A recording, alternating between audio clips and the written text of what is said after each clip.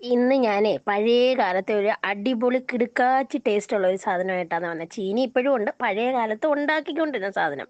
ഈ വന്ന കാലത്ത് ആരാ ഈ കനലും അടുപ്പും ഒക്കെ ഉണ്ടാക്കുന്നത്?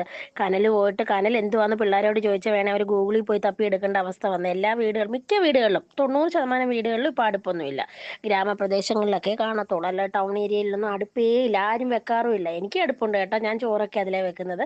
അപ്പോൾ ചീനി മേടിച്ചപ്പോൾ ഞാൻ വിചാരിച്ചു അതെടുത്തൊന്ന് ചുട്ടു കൊടുക്കാമെന്ന്. എൻ്റെ അമ്മൂമ്മ എപ്പോഴും ചീനി പണ്ട് മോൻ മരിച്ചുപോയി വേവിക്കുമ്പോൾ നല്ലൊരു ചീനി എടുത്ത് കനലിങ്ങോട്ട് മാറ്റി അതിനകത്തിട്ട് ചുട്ടാ തിന്നുന്ന ഒരു ടേസ്റ്റ്. ഞാനൊക്കെ പോയി നോക്കി എത്ര അമ്മൂമ്മയ്ക്ക് ഭയങ്കര ഇഷ്ടമാണ് കേട്ടോ.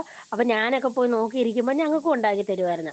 പിള്ളേർക്ക് ആദ്യം കൊടുത്തപ്പോൾ അവരുടെ മുഖത്തൊരു പുച്ഛഭാവമായിരുന്നു, അയ്യേ അടുപ്പിലിട്ടോ കനലിലിട്ടോ എന്നൊക്കെ പറഞ്ഞ്. അപ്പം മക്കളുടെ കൂട്ടുകാരും എല്ലാം ഉണ്ടായിരുന്നു ഇവിടെ കേട്ടോ. അപ്പം ഞാൻ വിചാരിച്ചെങ്കിൽ അവർക്കൂടെ ഒന്ന് കൊടുത്ത് ഇത് പറയണമല്ലോ, ഇതിങ്ങനെ സംഭവങ്ങളൊക്കെ ഉണ്ടായിരുന്നു. കഴിച്ചപ്പോൾ എല്ലാവർക്കും ഇഷ്ടപ്പെട്ടെ. എല്ലാവരും ഒന്ന് ലൈക്ക് ചെയ്ത് സബ്സ്ക്രൈബ് ചെയ്യണേ.